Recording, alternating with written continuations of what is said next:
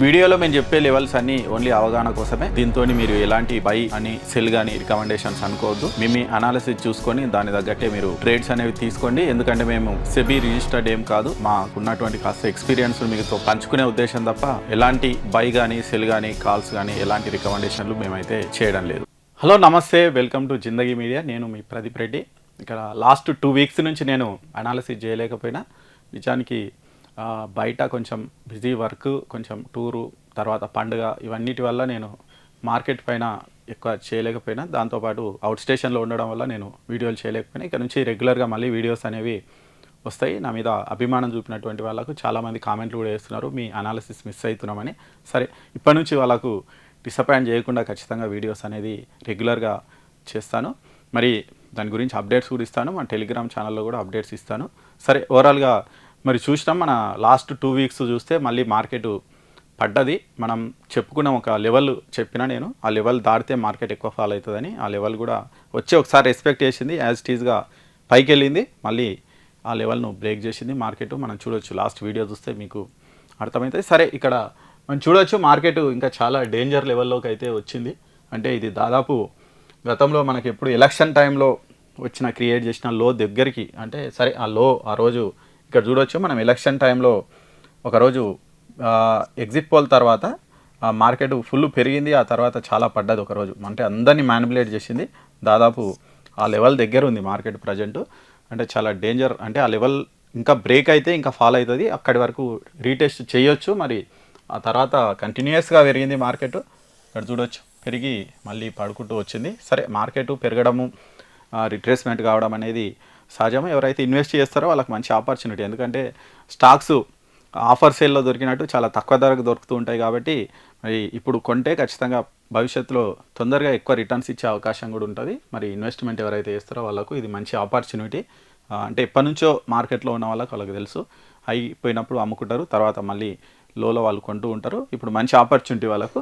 సరే, మరి ఇంకా పెరుగుతుందా పడుతుందా అనేది మనకు 1-2 డేస్లో ఇంకా క్లారిటీ అనేది వస్తుంది. సరే, ఓవరాల్గా చూస్తే ప్రస్తుతం మార్కెట్ మాత్రం ఎలక్షన్ టైంలో ఉన్నటువంటి లో దగ్గరికి అయితే వచ్చింది. అప్పుడు చేసినటువంటి టెస్ట్ 22,780 790 లెవెల్, ఈ లెవెల్ వరకు వచ్చింది. ఇక్కడ ఒకవేళ ఇక్కడ వరకు టెస్ట్ చేసి మళ్ళీ మార్కెట్ పెరిగే అవకాశమే ఎక్కువ ఉంది.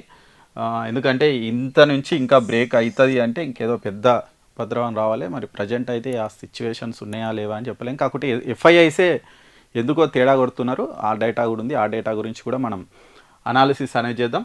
సరే, మనం లాస్ట్ వీక్ అనేది ఒకసారి చూసుకుంటే మార్కెట్ దాదాపు రేంజ్ బౌండ్లోనే ఉండే. ఫస్ట్ డే మండే రోజు గ్యాప్ డౌన్ అయింది, ఆ తర్వాత అటాటేప్ అయ్యింది, తర్వాత కొంచెం గ్యాప్ అప్ అయింది. ఇక్కడ మళ్ళీ లాస్ట్ ఏదైతే ఉందో ఆ లెవెల్ను, అంటే ఆ గ్యాప్ డౌన్ అయినప్పుడు, గ్యాప్ అప్ అయినప్పుడు ఇక్కడ ఉంది కదా, ఈ ఏదైతే ఉందో ఈ గ్యాప్ను ఫిల్ అయితే వేసింది నిఫ్టీ. నేను ఆల్రెడీ పెట్టాను నిఫ్టీ. మనం టెలిగ్రామ్ గ్రూప్లో కూడా చూడొచ్చు మీరు కావాలంటే. నిఫ్టీ ఆ గ్యాప్ టెస్ట్ చేసింది. బ్యాంక్ నిఫ్టీ ఇంకా బాకీ ఉంది కాబట్టి జాగ్రత్తని. ఇంకా బ్యాంక్ నిఫ్టీ ఈ రీసెంట్గా ఫామ్ చేసినటువంటి గ్యాప్ని ఇంకా టెస్ట్ చేయలేదు కాబట్టి అది టెస్ట్ చేసే అవకాశం ఉంది. మరి అది టెస్ట్ చేసే వరకు మరి నిఫ్టీ కూడా ఈ లెవెల్ను టెస్ట్ చేస్తుందా ఏంటి అనేది చూడాలి. బ్యాంక్ నిఫ్టీకి ఆ లెవెల్ చాలా దూరంలో ఉంది, నిఫ్టీకి మాత్రం దగ్గరలో ఉంది. కాబట్టి మరి నిఫ్టీ లెవెల్ టెస్ట్ చేయొచ్చు, బ్యాంక్ నిఫ్టీ కూడా ఈ గ్యాప్ను ఫిల్ చేసి ఆ తర్వాత పైకి వెళ్తుందో ఏంటో చూడాలి. సరే, ఓవరాల్గా అయితే ఈ చిన్న రేంజ్ బౌండ్లోనే కదలాడింది మార్కెట్. పెద్ద ఆపర్చునిటీస్ కూడా రాలేదు. సెల్లర్స్కు మంచిగా ఉండే మార్కెట్ ఈ వీక్, బయర్స్కు కూడా చిన్న చిన్న అవకాశాలు వచ్చినాయి. మరి దాన్ని అంతా క్యాప్చర్ చేసిరా లేదా అనేది ఇక మీకే తెలియాలి. ఓవరాల్గా అయితే మార్కెట్ ఒక డేంజర్ లెవెల్, దాదాపు ఒక 7 months 8 months బ్యాక్ ఉన్నటువంటి లెవెల్కి వచ్చింది మార్కెట్, ఆల్ టైమ్ హై నుంచి. కాబట్టి ఇన్వెస్ట్ చేసే వాళ్ళకు మాత్రం అంతో ఇంతో ఇన్వెస్ట్మెంట్ ఇక్కడ ఖచ్చితంగా పెట్టుకోవచ్చు. ఎందుకంటే ఫ్యూచర్లో ఇంకా తగ్గితే ఇంకా పడింది అనుకోండి, మీ దగ్గర ఉన్నటువంటి క్యాపిటల్లో ఒక 25% 30% ఫస్ట్ పెట్టుకొని, ఆ తర్వాత ఇంకా పడితే ఇంకా కొంచెం పెట్టుకోవచ్చు. కాబట్టి మీ అనాలిసిస్ ప్రకారం మీరు ఎంతవరకు రిస్క్ను మేనేజ్ చేయగలుగుతారనే దాన్ని బట్టి ఖచ్చితంగా మీరు ఇక్కడ అంతో ఇంతో పెట్టుబడి పెట్టేటువంటి అవకాశం అయితే ఇచ్చింది మార్కెట్. కాబట్టి చూడండి, మంచి మంచి స్టాక్స్లో పెడితే రీసెంట్ తర్వాత మంచిగా పెరిగే అవకాశం కూడా ఉంటుంది. సరే, ఇది నిఫ్టీకి సంబంధించి June 7 క్రియేట్ చేసినటువంటి ఒక లో ఏదైతే ఉందో అక్కడ నుంచి మార్కెట్ పెరిగిందో ఆ లెవెల్ వరకు అయితే వచ్చే అవకాశం అయితే కనిపిస్తుంది నిఫ్టీ. మరి ఏం చేస్తుంది అనేది మనకు 1-2 డేస్లో ఉంది. దాంతోపాటు మనకు ఈవెంట్స్ కూడా ఉన్నాయి. మనకు మండే మనకు ట్యూస్డే రోజు మరి 20 అంటే మనకు కొంచెం ఒక 12 అవర్స్ లేట్ కాబట్టి మనం మండే నైట్ మన మార్కెట్స్ అయిపోయిన తర్వాత ట్రంప్ ప్రమాణ స్వీకారం అవి కూడా ఉంటాయి కాబట్టి మరి దానికి మార్కెట్ రియాక్ట్ అయ్యే అవకాశం ఉంది. దాంతోపాటు నెక్స్ట్ వీక్ సెంట్రల్ బడ్జెట్ కూడా ఉంది కాబట్టి ఈవెంట్స్ ఉన్నాయి. ఈ వీక్ ఒకటి ఉంది, నెక్స్ట్ వీక్ ఒకటి ఉంది కాబట్టి కొంచెం చూసి జాగ్రత్తగా ట్రేడ్ చేసుకోండి. నెక్స్ట్ వీక్ ఇక ప్రీమియమ్స్ కూడా పెరుగుతూ ఉంటాయి, ఇక తగ్గవు, కరిగిపోవడం అనేది తక్కువ ఉంటుంది. ఈవెంట్ ఉంది కాబట్టి చూసి చేసుకోండి. సెల్లర్స్ ఎవరైతే ఉన్నారో బయర్స్కు కొంచెం ఆపర్చునిటీ రావచ్చు కాబట్టి మీరు కూడా చూసే చేసుకోండి. వోలటైల్గా ఉండొచ్చు మార్కెట్ కాబట్టి జాగ్రత్త ఈ వీక్ నెక్స్ట్ వీక్. సరే, ఇక బ్యాంక్ నిఫ్టీ కూడా చూద్దాం. బ్యాంక్ నిఫ్టీకి కూడా చూస్తే బ్యాంక్ నిఫ్టీ ఇక్కడ చూడవచ్చు సేమ్ ఇది గతంలో అప్పుడు మార్కెట్ ఎలక్షన్ టైంలో క్రియేట్ చేసినటువంటి లో ఏదైతే ఉందో దాని దగ్గరలో ఉంది బ్యాంక్ నిఫ్టీ. ఇక్కడ చూడొచ్చు 46,500 దగ్గరలో ఉంది.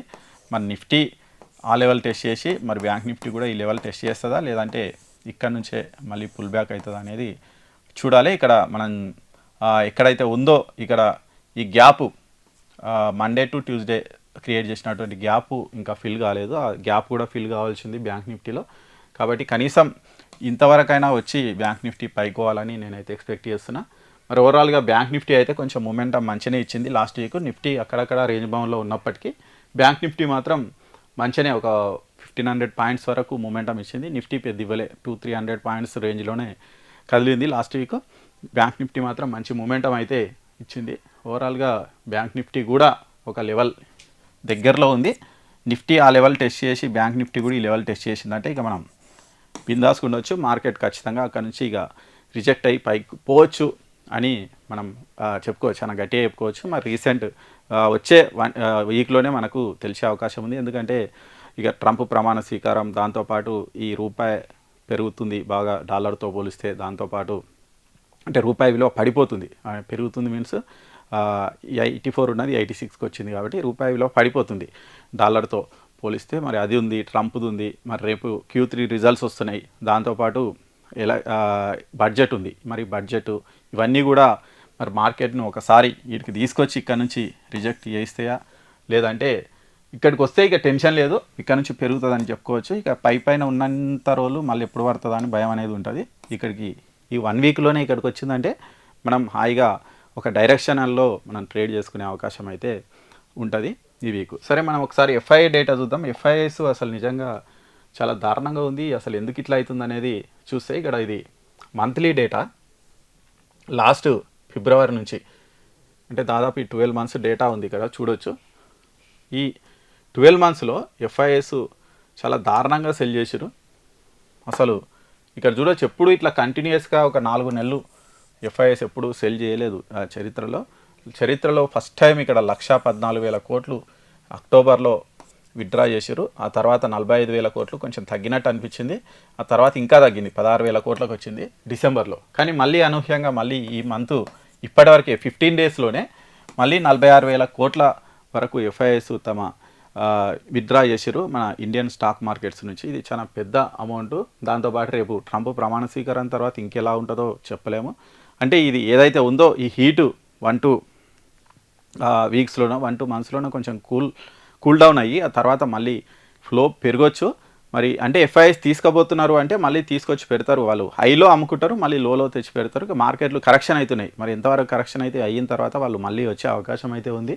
మరి FIIs వస్తురు అంటే మార్కెట్ ఇక మళ్ళీ స్టేబుల్ అవుతుంది, మళ్ళీ పెరిగే అవకాశం ఉందని మనం కూడా చెప్పుకోవచ్చు. కానీ FIIs కంటిన్యూస్గా సెల్ చేస్తూ ఉన్నారు. ఇక్కడ చూడొచ్చు ఎప్పుడు ఈ రేంజ్లో ఎప్పుడు వాళ్ళు అంతా సెల్ చేయలే. ఈ రీసెంట్గా చేసినటువంటి సెల్ ఇక్కడ చూడొచ్చు. మనకి ఎక్కడ చేసినా కానీ ఇక్కడ ఒక 15,000 కోట్లు చేసారు, ఆ నెక్స్ట్ మంత్ 3,000 కోట్లు బై చేశారు, ఆ తర్వాత 35,000 కోట్లు 42,000 కోట్లు చేశారు. తర్వాత ఒక 2 మంత్స్ కొంచెం బయర్స్గా ఉన్నారు, తర్వాత సెల్లర్స్ అయ్యారు, మళ్ళీ నెక్స్ట్ మంత్ బై చేసారు. కానీ కంటిన్యూస్గా ఇట్లా సెల్ చేసుకుంటూ రావడం అనేది స్టాక్ మార్కెట్లను పడేస్తుంది. మరి ఇది ఎక్కడ పోతుంది ఏంటి అనేది, ఎక్కడ స్టాప్ అవుతుంది అనేది, ఒక దగ్గర స్టాప్ అయితే అక్కడ నుంచి మనం ఓకే బిందాస్ ఉండొచ్చు, ఓకే ఇక మళ్ళీ మార్కెట్లు పెరుగుతాయని.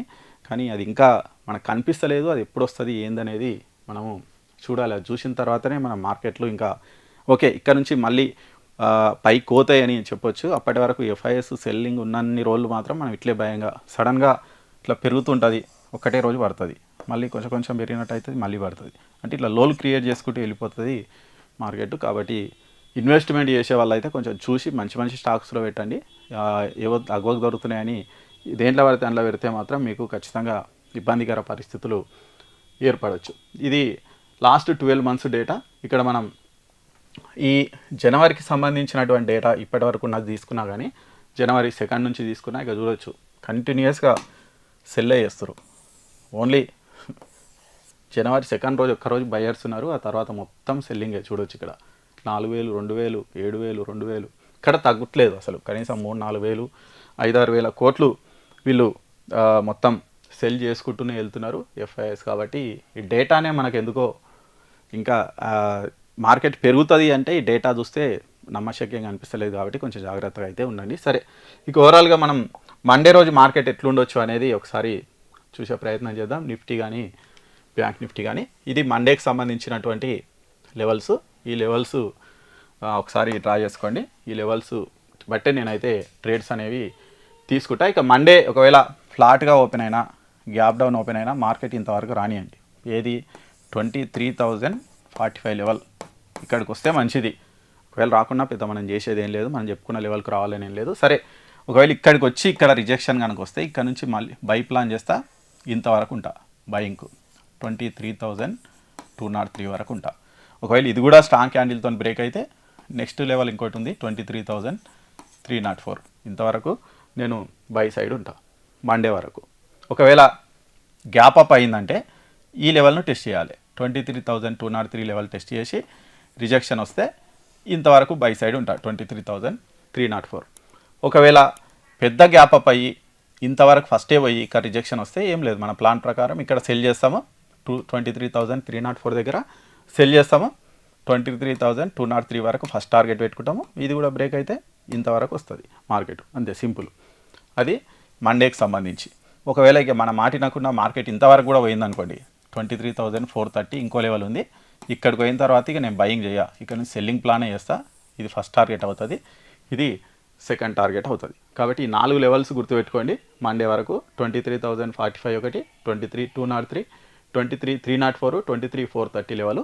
ఈ లెవెల్స్కి వచ్చిన తర్వాత అక్కడికి అయినాక మార్కెట్ పైకి వెళ్తుందా రిజెక్షన్ వస్తుందా అనే దాన్ని బట్టి మనము ట్రేడ్ ప్లాన్ తీసుకుంటాం. రిజెక్షన్ వస్తే పుట్ బై చేస్తాం, పైకి పోతే కాల్ బై చేస్తాం. నేనైతే అటువంటివి డైరెక్ట్ అయ్యాను, హెడ్జింగ్లోనే ప్లాన్ చేసుకుంటాం. మరి మీ ఇష్టం, మీరు ఎలా చేస్తారనేది మీరు చూసుకోండి. ఇవి మండేకి సంబంధించి నిఫ్టీ లెవెల్స్ ఇవి చూసుకోండి.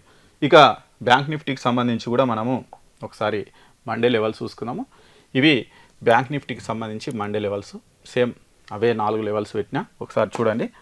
ఇది 48,033, ఇది 48,553, ఇది 49,074, 49,488.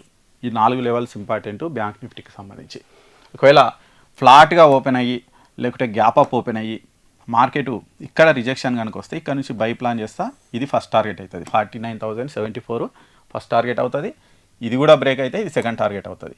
ఒకవేళ గ్యాప్ అప్ అయిందనుకోండి, ఇక్కడ రిజెక్షన్ వస్తే 49,074 దగ్గర రిజెక్షన్ వస్తే ఇక్కడ నుంచి సెల్ ప్లాన్ చేస్తా. ఇది ఫస్ట్ టార్గెట్ అవుతుంది. ఇక్కడి వరకే ఉంటాయి, ఎందుకంటే ఇంకా పడే అవకాశం ఉందో లేదో తెలియదు. ఒకవేళ గట్టి క్యాండిల్తో బ్రేక్ అయితే మళ్ళీ సెకండ్ ఇంతవరకు అయితే ఉంటాం 48,033 వరకు నేను సెల్ సైడ్ ఉంటాం మార్కెట్ బ్యాంక్ నిఫ్టీలో. ఒకవేళ గ్యాప్ డౌన్ అయ్యి ఇక్కడ వరకు వచ్చి ఇక్కడ రిజెక్షన్ వచ్చింది అనుకోండి, ఇక మంచి ఇక్కడ నుంచి హాయిగా ఎడ్జింగ్లో మంచి ప్లాన్ చేసుకుంటా. ఇది ఫస్ట్ టార్గెట్ అవుతుంది, ఇది సెకండ్ టార్గెట్ అవుతుంది. కాబట్టి 4 లెవెల్స్ అయితే గుర్తుపెట్టుకోండి. 48,033 ఒకటి, 48,553, 49,074, 49,488. ఈ 4 లెవెల్స్ అక్కడికి వచ్చిన తర్వాత మార్కెట్ రిజెక్షన్ వస్తుందా, దాన్ని బ్రేక్ చేసి పైకి పోతుందా అనే దాన్ని బట్టి నేను చేసుకుంటా ట్రేడ్. ఒకవేళ ఫ్లాట్గా ఓపెన్ అయ్యి ఇక్కడ రిజెక్షన్ వస్తే ఇక్కడ నుంచి బై ప్లాన్ చేస్తా. ఒకవేళ గ్యాప్ అప్ ఓపెన్ అయ్యి ఇక్కడ రిజెక్షన్ వస్తే ఇక్కడ నుంచి సెల్ ప్లాన్ చేస్తా. ఒకవేళ అగ్రెసివ్ బై చేయాలంటే మార్కెట్లో ఇది ఇక్కడ 49,500 లెవెల్ ఏదైతే ఉందో దీన్ని బ్రేక్ చేసి ఇక్కడ రిజెక్షన్ వచ్చింది అంటే ఇక మంచిగా మళ్ళీ మార్కెట్ పైకి పోయే అవకాశం ఉంది. ఈ లెవెల్ బ్రేక్ చేయనంత వరకు మాత్రం మార్కెట్ ఇప్పట్లో పైకి వస్తుందని నేను అనుకోవడం లేదు. ఒకవేళ ఇక మొత్తం కిందికే పడిపోతుందంటే ఈ లెవెల్ 48,033 లెవెల్ బ్రేక్ అయితే ఇక్కడ నుంచి మళ్ళీ మార్కెట్ కిందికి పోయే అవకాశం ఉంది. కాబట్టి ఈ ఏవైతే ఉందో ఈ 1500 పాయింట్స్ చాలా ఇంపార్టెంట్. ఇది బ్రేక్ చేస్తే పైకి అవుతుంది, ఇది బ్రేక్ చేస్తే కిందికి పోతుంది మార్కెట్. కాబట్టి ఈ లెవెల్స్ని బట్టి మీరు మీ ట్రేడ్ ప్లాన్స్ అనేవి ప్లాన్ చేసుకోండి. మళ్ళీ మండే రోజు మార్కెట్ అనాలిసిస్తో మీ ముందుకు వస్తాం. అంతవరకు సెలవు. Thank you. నమస్కారం.